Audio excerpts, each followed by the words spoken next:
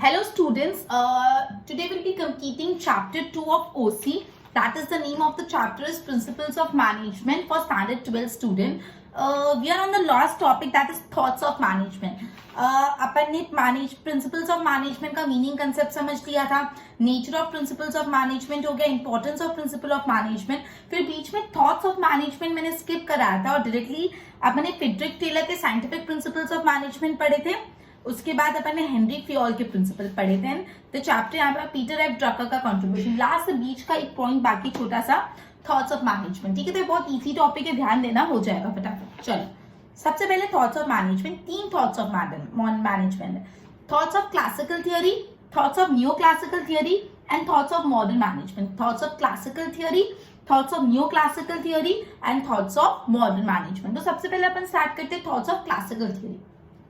तो basically till the end of 19th century, जब तक 19th सेंचुरी खत्म होने तक क्लासिकल थियोरी ही चलती थी, थॉट्स ऑफ क्लासिकल थियोरी चलते थे. मतलब up to the end of the 19th century, 19th century के खत्म होने तक क्लासिकल थियोरी ही चलती थी. ये जो क्लासिकल थियोरी थी, उनके मेन प्रमोटर कौन थे? उनके प्रमोटर थे Frederick Taylor, Henry Fayol, Max Weber, Henry Grant. अभी नाम आपको लर्न रखना है. आपको 1 मार्क में बहुत पूछते हैं कि क्लासिकल थियोरी का जो थॉट है उसके प्रमोटर कौन थे. तो Frederick Taylor, Henry Fayol, Max Weber, okay, Gilbreth, Henry Grant, ये सब आपको लर्न होना चाहिए. ठीक है, तो बेसिकली सबसे पहले अपन है ना यहाँ पे टेलर का कॉन्ट्रीब्यूशन देते हैं. फ्रेडरिक टेलर ने बेसिकली साइंटिफिक मैनेजमेंट का कंसेप्ट दिया, जो अपन ने ऑलरेडी पढ़ चुके हैं. फ्रेडरिक टेलर ने साइंटिफिक मैनेजमेंट का कंसेप्ट दिया. जो उनका साइंटिफिक मैनेजमेंट का कंसेप्ट था, उसमें मेन फोकस क्या था? स्पेशलाइजेशन इन मैनेजमेंट की, मैनेजमेंट को स्पेशलाइज बनाओ, प्रोग्रेसिव वेज रेट सिस्टम करो. मतलब जो वर्कर ज्यादा काम करे उसको ज्यादा पैसे दो, जो कम कर रहा है उसको कम. प्रोग्रेसिव वेज रेट सिस्टम रखो and responsibility and scientific distribution of work, और काम को कैसे साइंटिफिकली डिस्ट्रीब्यूट करना है उस पे फ्रेडरिक टेलर ने फोकस किया. तो फ्रेडरिक टेलर ने साइंटिफिक मैनेजमेंट का कंसेप्ट दिया था, जिसमें उन्होंने progressive wage rate system, scientific distribution of work, specialisation in management, ये सारे पर्सपेक्टिव पे लाइट थ्रो की. ओके, उसके बाद हेनरी फ्योल ने बेसिकली अपन को जनरल प्रिंसिपल्स ऑफ मैनेजमेंट बताया. जो अपन ने हेनरी फ्योल के 14 प्रिंसिपल्स ऑफ मैनेजमेंट पढ़े, अगर आपको याद है last point 14 principles of management पढ़े, तो बेसिकली जो हेनरी फ्योल है उन्होंने अपन को जनरल प्रिंसिपल्स ऑफ मैनेजमेंट दिया. ठीक है, ओके, तो उन्होंने ऐसे प्रिंसिपल्स बताया जो हर टाइम पे चलेंगे, यूनिवर्सल गाइड, जो हर सिचुएशन में आप अप्लाई कर सकते हो. ठीक है, उसके बाद मैक्स वेबर ने भी क्लासिकल थॉट में कंट्रीब्यूट किया. तो बेसिकली जैसे 19th सेंचुरी कंप्लीट हुई तो इंडस्ट्रीज की साइज बढ़ने लगी और उस टाइम पे इंडस्ट्रियल रिवॉल्यूशन आया, तो अभी क्लासिकल थॉट को चेंज करना जरूरी हो गया. उसके बाद आया न्यू क्लासिकल थॉट. अब न्यू क्लासिकल थॉट पढ़ने से पहले मैं वापस आपको क्लासिकल थॉट के पॉइंट्स रिवाइज करवा देती हूँ. तो बोला है up to the end of 19th century, जब तक 19th सेंचुरी खत्म नहीं हुआ था, 19th सेंचुरी के एंड तक क्लासिकल थॉट्स ही चल रहे थे. ठीक है, क्लासिकल थॉट चल रहे थे. उनके जो फेमस प्रमोटर्स थे वो फ्रेडरिक टेलर थे, हेनरी फ्योल थे, मैक्स वेबर थे, पीटर एफ ड्रकर थे, ये सारे उनके प्रमोटर्स थे. तो सबसे पहले जो फ्रेडरिक टेलर थे उन्होंने साइंटिफिक मैनेजमेंट का कंसेप्ट दिया, जहाँ पे फोकस करा गया प्रोग्रेसिव वेज रेट सिस्टम पे, मैनेजमेंट में स्पेशलाइजेशन करने में, जो काम डिस्ट्रीब्यूट करेगा साइंटिफिक डिस्ट्रीब्यूशन ऑफ वर्क करने में. हेनरी फ्योल ने जो प्रिंसिपल दिए थे वो जनरल प्रिंसिपल दिए थे, 14 जनरल प्रिंसिपल जो एक गाइडलाइंस की तरह सर्व कर सकते हैं फॉर मैनेजिंग योर बिजनेस. और पीटर एफ ड्रकर ने भी कॉन्ट्रीब्यूट किया था क्लासिकल थॉट्स में. अब जैसे 19th सेंचुरी खत्म हुआ तो इंडस्ट्री की साइज बढ़ने लगी और इंडस्ट्रियल रिवॉल्यूशन आने लगा. तो इस टाइम पे अपन को क्लासिकल थॉट बदल के न्यू क्लासिकल थॉट पे स्विच होना पड़ा. अब न्यू क्लासिकल थॉट, तो बोला है जो क्लासिकल थॉट्स है, क्लासिकल थियोरी के लिमिटेशंस को रिमूव करने के लिए एक नया अप्रोच डेवलप था, जो हुआ new classical thought. New classical thought कब आया? जैसे 19th सेंचुरी खत्म हुआ, इंडस्ट्रियल रिवॉल्यूशन आया, इंडस्ट्रीज की साइज बदली, उनका फॉर्म बदला और एक नए टाइप ऑफ मैनेजमेंट की नीड स्टार्ट हुई. तो जैसे in the beginning of the 20th century जैसे ही चालू हुआ था, एक ऑस्ट्रेलियन इंडस्ट्रियल साइकोलॉजिस्ट थे, फिजियोलॉजिस्ट थे, जो थे ऑल्टन मायो. मतलब जैसे 20th सेंचुरी बिगिन हुआ, एक ऑस्ट्रेलियन इंडस्ट्रियल साइकोलॉजिस्ट थे, क्या नाम था उनका? ऑल्टन मायो. ऑल्टन मायो ने थियोरी ऑफ हाउथ्रोन दी. थियरी ऑफ हाउथ्रोन दी, जिससे पूरा एक नया थॉट ऑफ मैनेजमेंट को बर्थ दिया। इसलिए ऑल्टन मायो को बोला जाता है the promoter of the new classical theory. तो again this is very important for 1 mark, आपको बोर्ड पूछ सकते हैं who is known as the promoter of new classical theory. तो न्यू क्लासिकल थियरी को प्रमोट किया था ऑल्टन मायो ने, ठीक है। बेसिकली जो ऑल्टन मायो के थॉट्स थे न्यू क्लासिकल थियरी में, वो ह्यूमन बिहेवियर पे बहुत थे, बिहेवियरल अप्रोच की, बिहेवियर कैसा होना चाहिए, ह्यूमन बिहेवियर, ग्रुप बिहेवियर पे बहुत फोकस करते थे, ठीक है।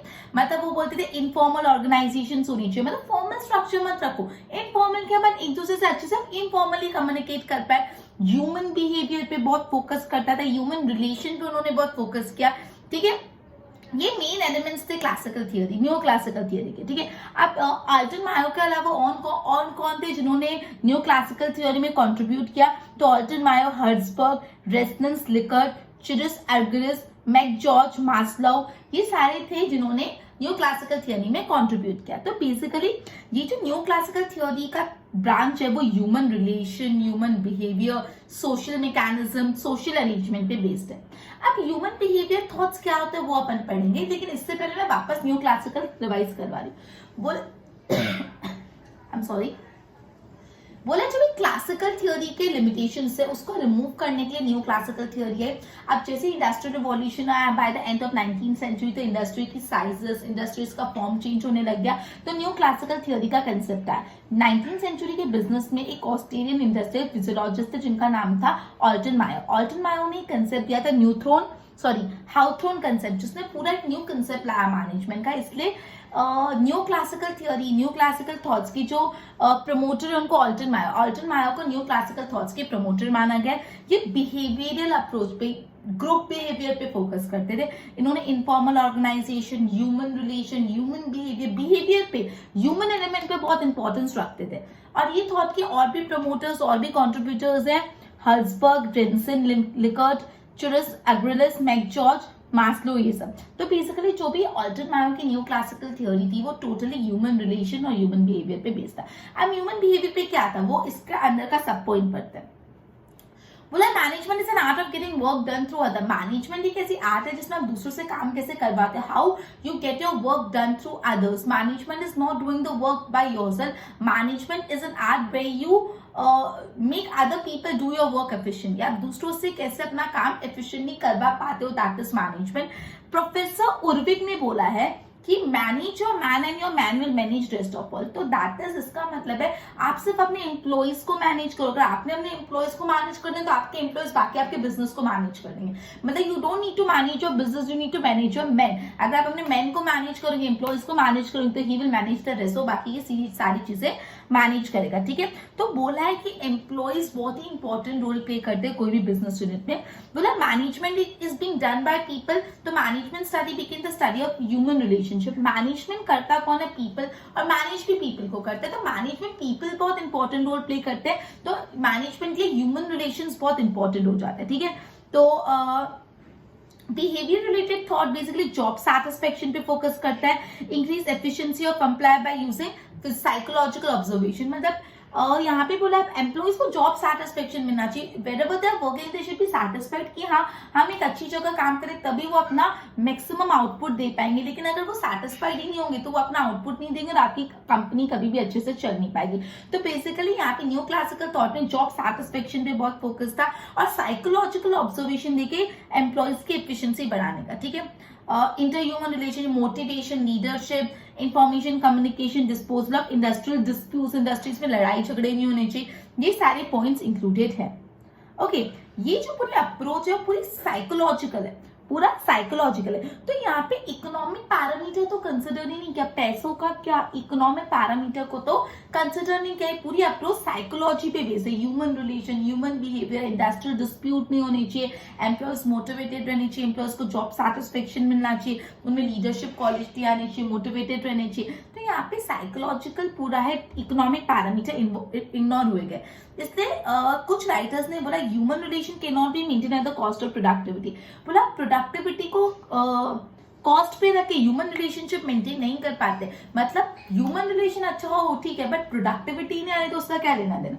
तो बेसिकली इसलिए इसके कुछ लिमिटेशंस थे। ओके, ओके, तो this was new classical theory. मैंने आपको न्यू क्लासिकल थियरी में अर्जुन मायो का पूरा कंट्रीब्यूशन बताया, और मैंने बताया जो न्यू क्लासिकल थियरी है वो ह्यूमन रिलेशन पे फोकस करता था, ह्यूमन बिहेवियर उसका सब पॉइंट था, जिसमें था कि management is an art of getting work done through the management. यही है कि आप दूसरों से अपना काम कैसे निकलवाते हो, ठीक है। तो बेसिकली प्रोफेसर ऑर्बक ने भी बोला manage your man and man will manage rest of all. आप अपने खाली मैन को मैनेज करो, आप और आपके एम्प्लॉयज बाकी सब मैनेज करेंगे। तो बोला है कि कोई भी ऑर्गेनाइजेशन में ह्यूमन बींग्स बहुत इंपॉर्टेंट है, मैनेजमेंट करता भी ह्यूमन है और मैनेजमेंट होता भी ह्यूमन बींग पे। तो पूरे मैनेजमेंट के कंसेप्ट पे ह्यूमन बींग सेंटर पे आता है, ह्यूमन रिलेशन, ह्यूमन बिहेवियर।